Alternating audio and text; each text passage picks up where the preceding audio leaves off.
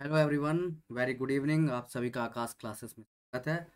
तो आज की क्लास हम लेकर आ रहे हैं अल्फ़ाबेट टेस्ट की। ये दूसरा पार्ट है। इसके पहले एक पार्ट डल चुका है। यदि जिसने नहीं देखा है तो वो पहले देख लेगा, और उसके पहले अल्फ़ाबेट रैंकिंग पढ़ा है, उसको भी देख लीजिएगा क्योंकि वो काफ़ी इंपॉर्टेंट है। अगर आपने नहीं देखा है तो उसके बाद आगे की चीज़ें समझ में आएंगी।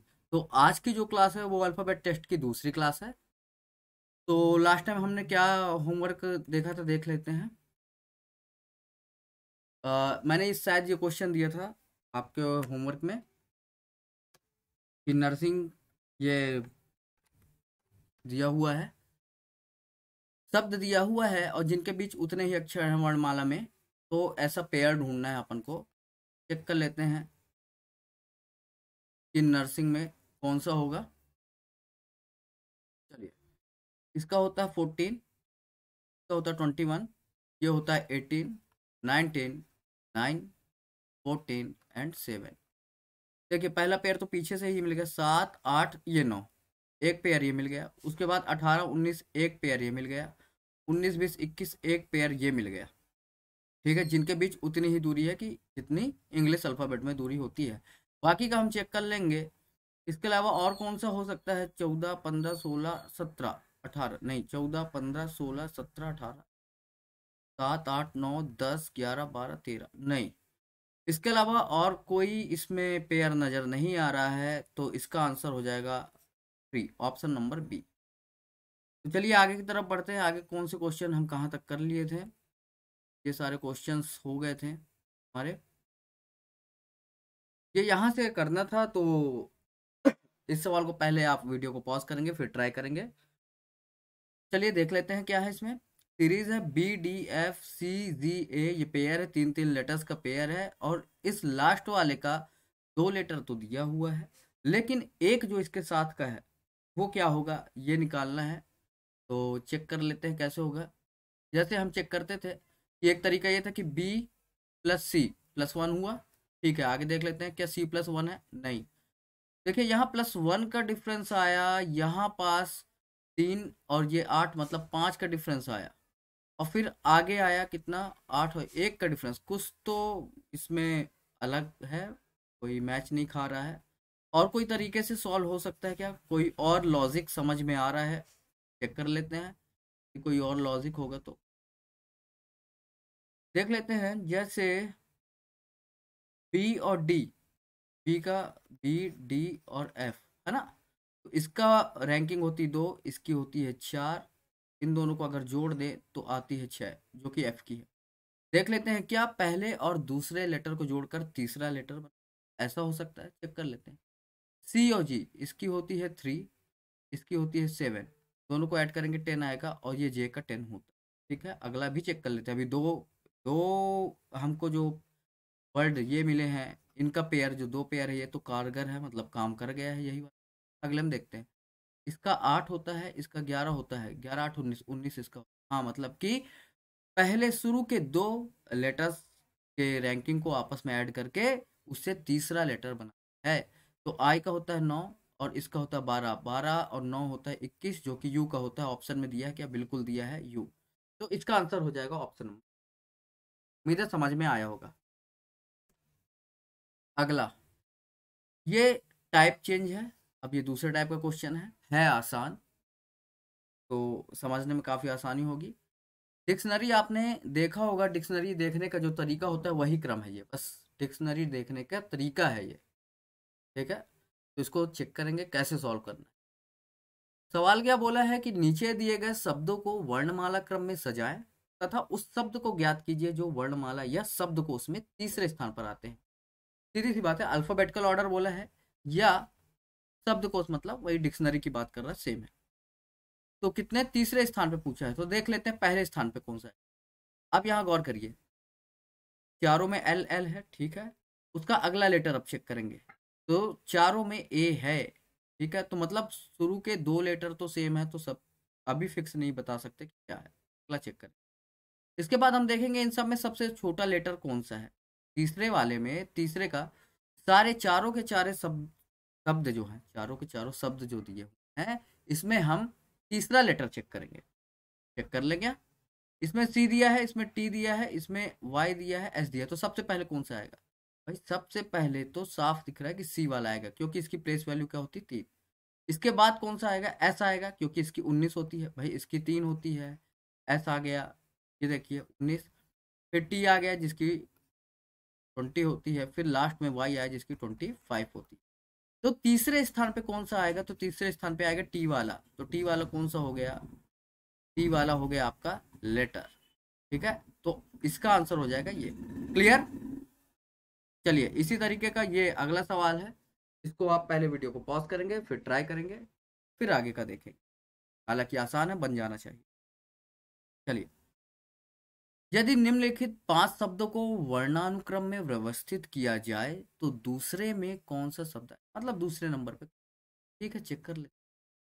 ई एल, सब में ई एल, ई सी टी, टी तक सेम है भाई, टी तक सेम है, और यहाँ टी तक ही दिया है, तो सबसे पहले तो यही आ जाएगा। सबसे पहले आएगा इलेक्ट। क्या आ जाएगा? इलेक्ट। अब इलेक्ट आ गया। अब इलेक्ट के बाद टी के बाद क्या दिया है, ये ध्यान देना है हमको। यहाँ तो दिया नहीं, इसलिए ये तो पहले सेट हो गया पहले नंबर। अब टी के बाद क्या आता है? आर, ओ और आर। ठीक है, तो आर और ओ में कौन बड़ा होता है? मतलब पहले कौन सा आएगा, हमको देखना है पहले कौन सा है। तो ओ का लेटर होता है 15, रैंकिंग होती 15, आर की होती 18। तो बनी बात है कि ओ का डिक्शनरी में पहले आना चाहिए। तो दूसरे नंबर पे कौन आ जाएगा? इलेक्टर। क्या आ जाएगा? इलेक्टर आ जाएगा दूसरे नंबर पे, और हमसे दूसरा ही पूछा तो इसका आंसर हो जाएगा। क्लियर है इतनी बात? अब तीसरे में भी चेक कर लेते हैं, तीसरे में क्या आएगा। तो अब इसमें भी आर है, इसमें भी आर है, तो अब हमको अगला लेटर चेक करना पड़ेगा। तो आई और ओ। अब अल्फाबेटिकल ऑर्डर में आई पहले आता है कि ओ पहले आता है? तो आई आता है, तो मतलब कि तीसरे नंबर पे क्या आ जाएगा? इलेक्ट्रिक। और चौथे में आ जाएगा आपका इलेक्ट्रोड। क्लियर है? ये क्रम बनेगा डिक्शनरी के अकॉर्डिंग। अगले टाइप पे चलते हैं, अगले सवाल पे चलते हैं। अगला सवाल ये है आपका कि आपको कुछ इस तरीके की सीरीज दी होगी। ये देखिए, सवाल को पढ़िएगा। ये सीरीज दी है। ठीक, बोला है दी गई श्रृंखला के संदर्भ में पूछे गए प्रश्नों के उत्तर दीजिए। श्रृंखला है। यदि उपरोक्त व्यवस्था के वर्णों को उत्क्रम में लिखें तो आपके दाएं से छठे वर्ण के बाएं से तीसरा वर्ण कौन? सवाल अच्छा है, लॉजिकल है, लॉजिक लगा लेंगे तो तुरंत आंसर आ जाएगा। लेकिन मैं दोनों तरीके से बता देता हूँ। पहले हम एक्सप्लेनेशन देखेंगे, थोड़ा सा विस्तार में समझें। बोला है कि सबसे पहले इसको, ये पूरी सीरीज को उल्टा लिखेंगे हम। उल्टा मतलब कि हम एच से स्टार्ट करेंगे। ठीक, एच से स्टार्ट कर देते हैं भाई। एच, जेड, थोड़ा सा छोटा लिख लेते हैं ताकि, देखिए H, Z, J, E, V, U, G, K, C, W, T, S, T, R, Q, L, P. हमने उल्टा लिख लिया। अब उल्टा लिखने के बाद क्या बोला है? तो आपके दाएं से छठे, तो आपके दाएं से छठे। अब दाया कौन सा है भैया? आपको पता है राइट एंड ये कहलाता है, राइट एंड ये कहलाता है, और लेफ्ट एंड इधर कहलाता है। क्लियर? लेफ्ट एंड ये। अब बोला दाएं से, राइट से ना, राइट से छठे, तो राइट से छठा आप गिनोगे 1 2 4 5 6, एस तक पहुंच गए। वर्ण के बाएं तीसरा कौन सा है? तो वर्ण के बाएं तीसरा, तो अब ए, भाई इसके बाएं, इसका बाएं तो ये है, तो अब गिनो 1 2 3। अपना आंसर आया सी, ऑप्शन में है बिल्कुल। ठीक है, लेकिन क्या इस तरीके से करेंगे? थोड़ा सा लॉजिक लगाएंगे, आपको समझ में आ जाएगा। अब हम एक काम करते हैं, इसको करने का तरीका क्या? करने का तरीका ये हो सकता है बच्चों कि हम इस सीरीज को उल्टा ना लिखकर, हम इस सीरीज को उल्टा नहीं लिखेंगे। हम एक काम करेंगे, ये क्या बोला है? तो आपके दाएं है ना, तो इस दाएं को हम बाएं कर देते हैं। यदि कभी भी सीरीज पलटने की बात है, उल्टा करने की बात है, तब की बात कर रहा हूं। आप सीरीज ना पलट के ये दाएं को बाएं बना लीजिए। क्लियर? और ये बाएं को, ये बाएं को आप दाएं बना लीजिए। क्लियर? अब सॉल्व करिए। अब आपका यहीं से सॉल्व हो जाएगा। अब सीधी सी बात है, आपको एक मैं तरीका बताया था कि कभी भी राइट एंड की बात करें और लेफ्ट का कोई पूछे, उसके राइट एंड से लेफ्ट का या लेफ्ट एंड से राइट का, जब भी लेफ्ट राइट हो तो आपस में क्या होता है, आपस में जुड़ जाते हैं। ये आपको बात पता है, पहले की क्लासेस में मैंने बताया है, का जिक्र हुआ था और समझाया भी था। तो लेफ्ट राइट है तो ऐड हो जाएगा आपस में रैंक, और राइट लेफ्ट है तो ऐड हो जाएगा। लेकिन लेफ्ट लेफ्ट ही आएगा, लेफ्ट एंड भी होगा और साइड भी उसके लेफ्ट ही पूछेगा तो डिफरेंस आएगा। अगर राइट एंड की बात करेगा और लेटर भी राइट हैंड साइड का ही पूछेगा तो डिफरेंस आएगा। मतलब सेम सेम आया तो डिफरेंस कर दो, अलग अलग आया तो जोड़ दो। अब सीधी सी बात है कि बाएं से छठे, ये देखो बाएं से छठे प्लस ये दाएं हो गया। अब भाई ये तो अब पलट गया ना, दाएं लिख दिया अपन, दाएं से तीसरा तो 6 3 कितना होता है 9। अब लेफ्ट एंड से अपन सीधे भाई, तो क्या बोला है कि लेफ्ट एंड से ना, लेफ्ट हैंड से सीधे गिन दो भाई, 1 2 3 4 5 6 7 8 और ये 9 में अपन डायरेक्ट पहुंच। तो सीधे आप पलट दो। यदि उल्टा करने को बोल रहा है सीरीज, तो आप सीरीज को उल्टा ना करके साइड और एंड को उल्टा कर, और जो प्रोसेस होती है वो कर दो। 6 + 3 सीधे 9 को गिन दो, सी आपका आंसर होगा। क्या इतनी बात क्लियर? नहीं समझ में आएगा तो वीडियो को वापस से फिर से देखिएगा। अगर फिर भी दिक्कत जा रही है ऐसे क्वेश्चंस में तो आप कमेंट बॉक्स में मुझे बताइएगा। अगला सवाल इसी सीरीज से सब ठीक। Which of the following is 6th letter from right to 4th from your right? ये थोड़ा सा गड़बड़ है। निम्नलिखित में से कौन सा आपके दाएं से चौथे के दाएं छठा हो? नहीं, ये इधर पास थोड़ा सा इस सवाल में गड़बड़ी है। यहाँ चौथा नहीं होगा, यहाँ होना चाहिए छठा, 6th, और यहाँ कर लीजिए आप 4th। ठीक है, अब गिन लीजिए कि आपके दाएं से, ठीक है, दाएं से मतलब राइट हैंड साइड से छठा, छठा का चौथा, चौथा दाएं, तो सीधी बात है दाएं दाएं आ गया ना, राइट राइट की बात चल रही, तो मैंने क्या बोला, डिफरेंस निकाल दो। 6 में से 4 गए, तो आया, यहाँ से 2 गिन दो, जेड आएगा आपका। क्लियर? जेड आएगा। ठीक, वापस से चेक करना हो वैसे चेक कर लीजिए, कोई दिक्कत नहीं है। देखिए, अगर काउंट करके करेंगे राइट हैंड से ना, यहाँ से छठवे के दाएं चौथा कोने, तो 1 2 3 4 5 6। अब इसका दाएं चौथा, तो 1 2 3 4 जेड में आ गया कि नहीं? वापस से जेड ही आया आंसर। क्लियर? चलिए अगले सवाल पे चलते। कुछ इस टाइप के भी, ये भी एक टाइप है अल्फाबेट टेस्ट का। तो देख लेते हैं क्या सवाल है इसमें। इसका सवाल है कि आपको ये देगा, ठीक है, ये आपको 3 3 लेटर्स मिलाकर वर्ड दे दिया है, एक श्रृंखला दे दिया है। अब इससे रिलेटेड सवाल पूछेगा तो आप सवाल पूरा पढ़ेंगे। दिए गए प्रश्न निम्नलिखित व्यवस्था पर आधारित, दिए गए संचालन करने के बाद गठित शब्द अर्थपूर्ण अंग्रेजी शब्द हो सकते हैं या नहीं भी हो सकते हैं। मतलब कि मीनिंगफुल वर्ड बन भी सकते हैं और नहीं भी बन सकते हैं, ऐसा जरूरी नहीं है। सवाल पे आते हैं कि ये सीरीज से सवाल क्या पूछना चाह रहा है। सवाल पूछ रहा है, यदि सभी शब्दों के पहले और दूसरे वर्णों के स्थान को आपस में बदल दिया जाए, आपस में मतलब इंटरचेंज कर दिया जाए। जैसे लिखा है ये फैन, तो पहले और दूसरे को इंटरचेंज कर दे, इधर ए आ जाए इधर एफ आ जाए, मतलब कि कुल मिला के AFN बन जाएगा ये। अब ये इंटरचेंज होने के बाद ये शब्द हमको मिलेगा। अब ये मीनिंगफुल हो भी सकते हैं, नहीं भी हो सकते। ठीक है, सवाल क्या, अच्छा सवाल ही पूछ लिया है कि अर्थपूर्ण अंग्रेजी शब्द बनेंगे या नहीं, और सारों को बोला है ना। ठीक है, तो सबको चेंज करके देख लो। आप डायरेक्ट भी कर सकते हो, लेकिन मैं लिख के बता दे रहा हूँ ताकि यदि किसी को बिल्कुल समझ में नहीं आ रहा तो उसको भी समझ में आ जाए। क्लियर?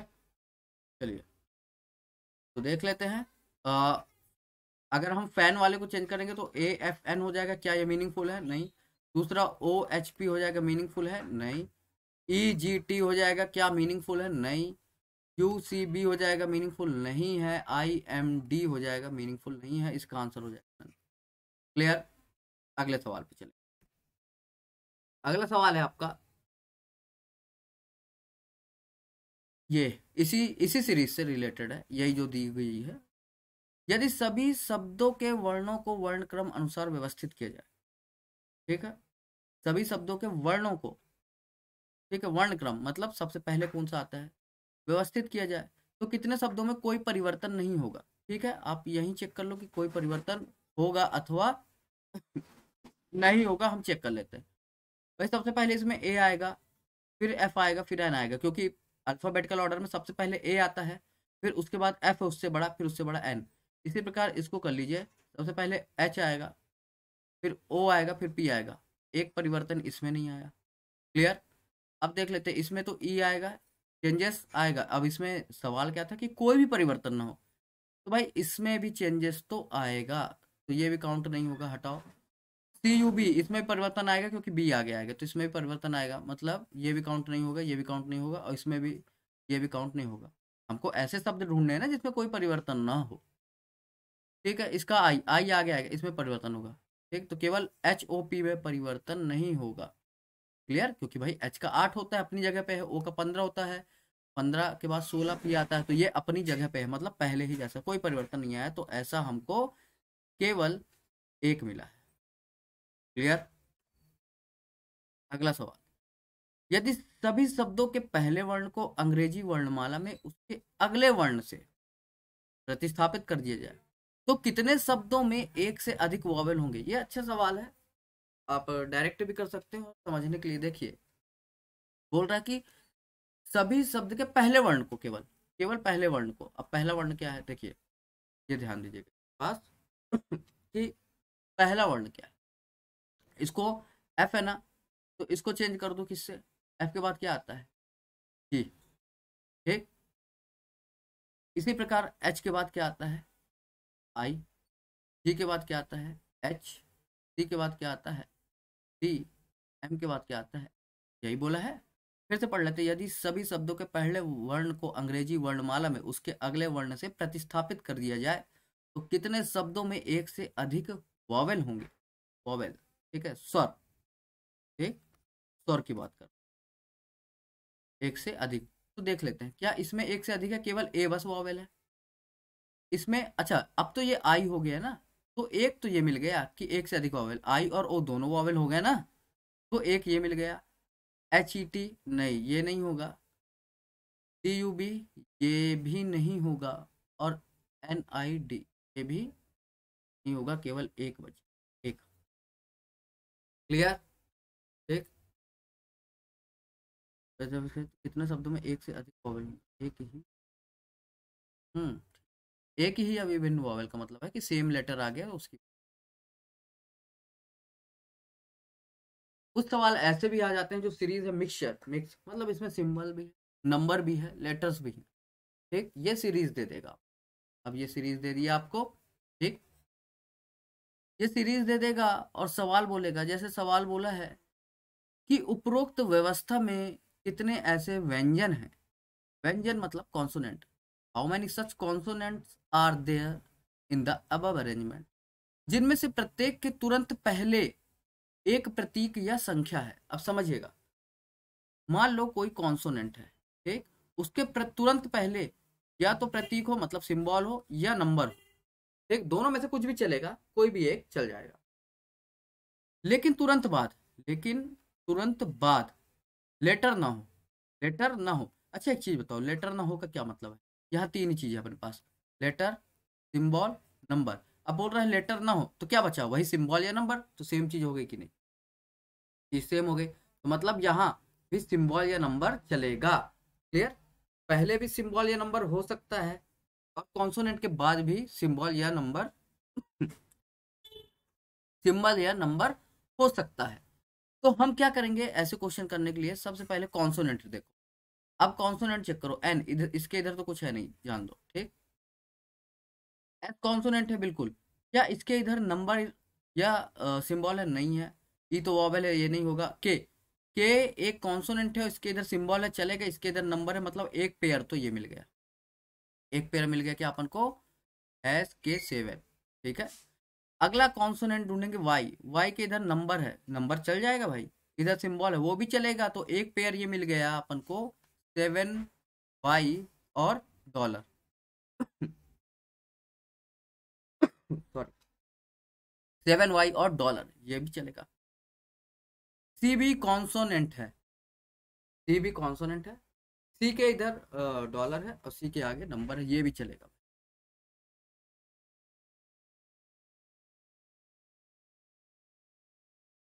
ये भी चलेगा। क्लियर। और आगे देख लेते हैं।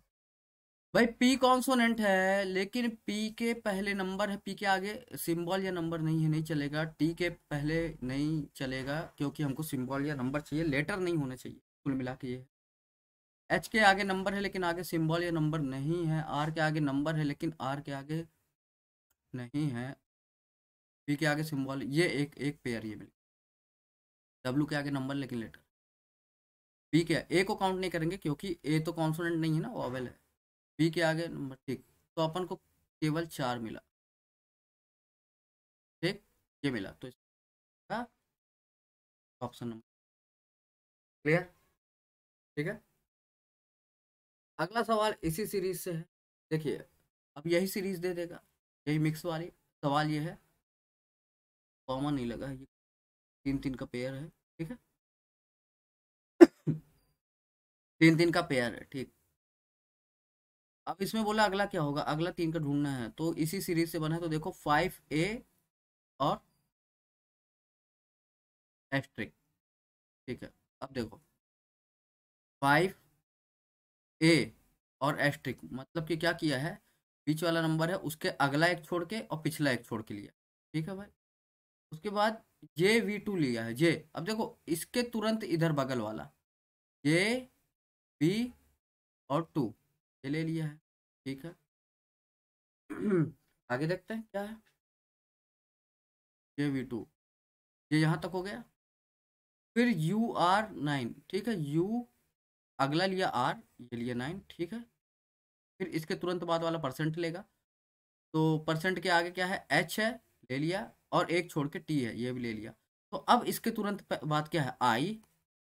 और I का है एक छोड़ के आगे तरफ 6, और फिर एक छोड़ के पीछे तरफ 3। तो I63 है क्या किसी और? बिल्कुल, ऑप्शन नंबर सी में हमको ये मिलेगा। क्लियर। तो इस तरीके से करना था। अगले सवाल पे चलो। इसी सीरीज से बेस्ड है ये, देख लेते हैं। ऐसे कितने स्वर हैं जिनमें से प्रत्येक के तुरंत बाद एक प्रतीक है? बहुत ही आसान है। तो सबसे पहले हम सीधी बोल रहे हैं, ऐसे कितने स्वर हैं, मतलब कैसे वावल, इतने वावल हैं जिसके तुरंत बाद मतलब आगे क्या है, सिंबल मिलना चाहिए। क्या मिलना चाहिए? सिंबल मिलना चाहिए। तो देख लो भाई, वॉवेल, ये वॉवेल सिंबल है, एक मिल गया। फिर वॉवेल ढूंढो, वॉवेल आई सिंबल है, नहीं।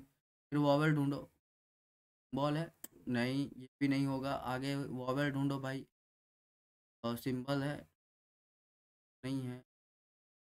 तो केवल हमको एक ही मिला। ठीक, इसका आंसर हो जाएगा ये। और वो कौन सा था? ई और हैश साइन।